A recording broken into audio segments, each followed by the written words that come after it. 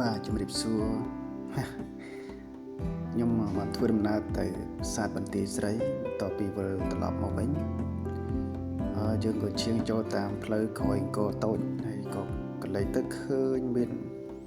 គ្រួសារខ្មែរយើងលក់បាទធ្វើរនំលក់នៅតាមដងផ្លូវហ្នឹងច្រើនហោហែដែរតែមានគ្រួសារមួយនេះគាត់គាត់វិចខ្ចប់គាត់ត្រៀមដើម្បីនឹងផ្ញើរបស់នំរបស់គាត់ទៅភ្នំពេញហើយខ្ញុំក៏នាំក្រុមបរទេសដែលមកជាមួយហ្នឹងគាត់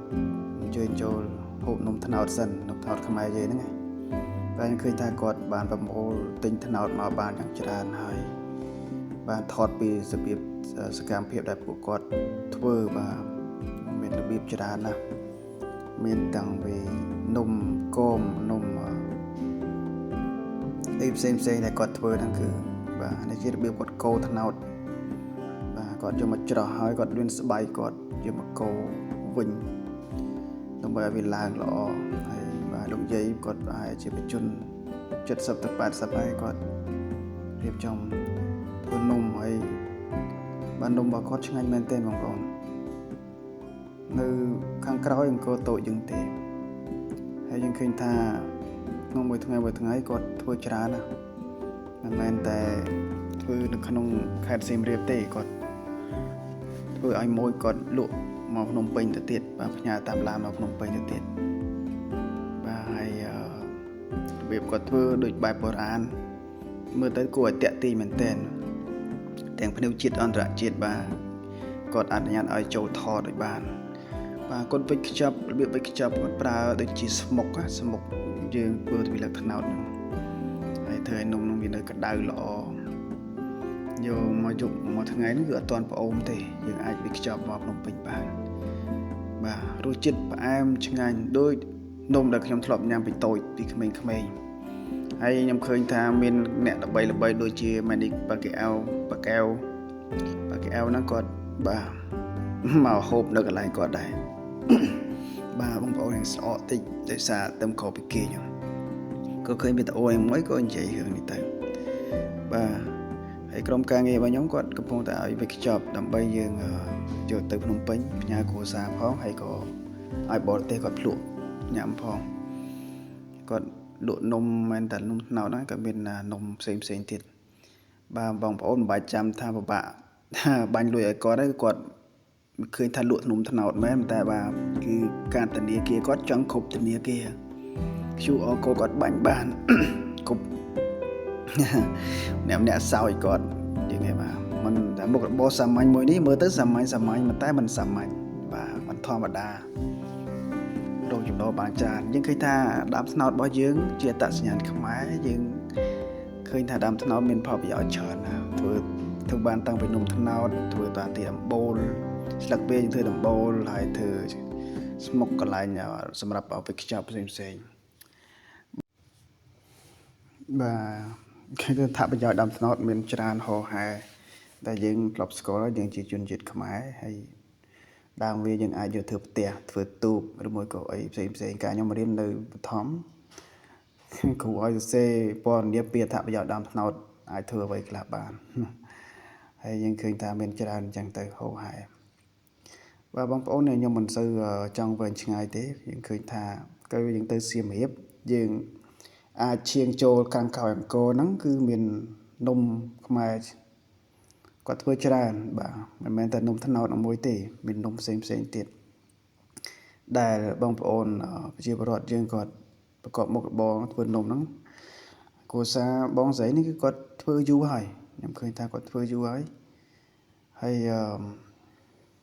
ទាំងភ្ញៀវជាតិនិងអន្តរជាតិមានចំណាប់អារម្មណ៍មែនទែនហើយដោយសារគាត់រៀបចំ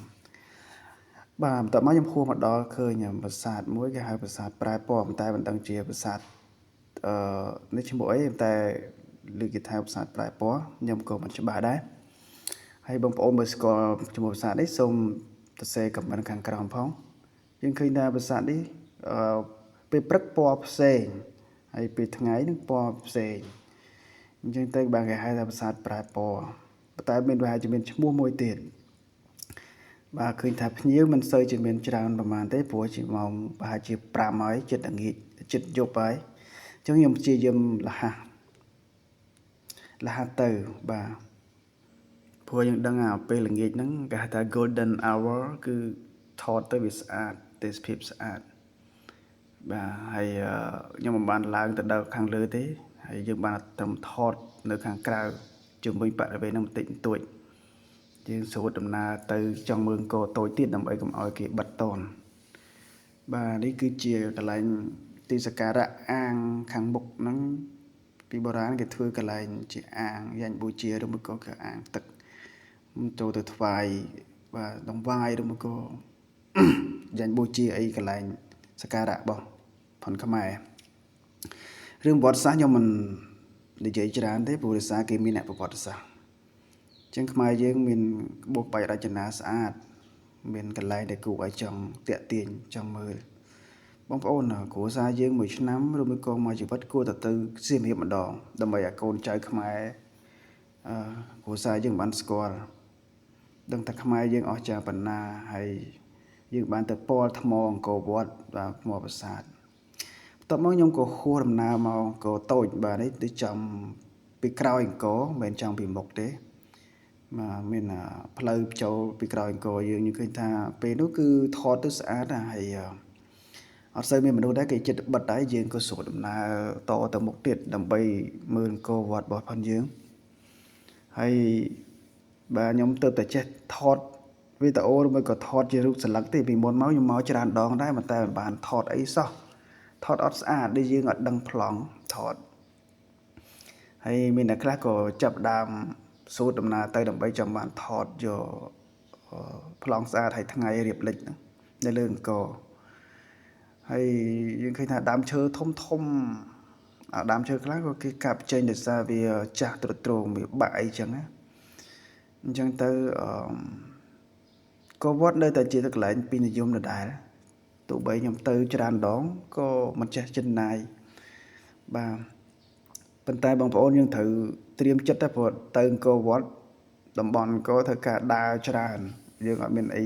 ត្រូវជិះការទេបើយើងយកកូនតូចទៅត្រូវតែរុញកូនខ្ញុំធ្លាប់រុញកូនរហូតស្ពាយកូនដើរជុំវិញអង្គរហ្នឹងឯងអានេះជាអង្គរតូចបើសិនជាទៅចប់អង្គរតូចយើងទៅអង្គរធំតែអង្គរធំវានៅបាទបន្ទាប់មកគឺយើងបន្តដំណើរមកដល់ចូលមកដល់ក្នុងអង្គរដល់ក្នុងនេះហើយគឺមកអីហូបបាទក្រុមការងារមកកន្លែងហាងមួយឈ្មោះថាមរតកហាងមរតកហ្នឹងកន្លែងជាអាហារដ្ឋាននៅជិតវត្តបូបងប្អូនហើយកន្លែងគាត់ជាលក្ខណៈខ្មែរស្អាតមែនទែនហើយបុគ្គលិកស្វាគមន៍រួសរាយយ៉ាងល្អបាទគឺការតុបតែងរបស់គាត់ដូចក៏គាត់ស្អាតដូចលក្ខណៈខ្មែរយើងចូលទៅមានអារម្មណ៍ថា fresh បាទហើយ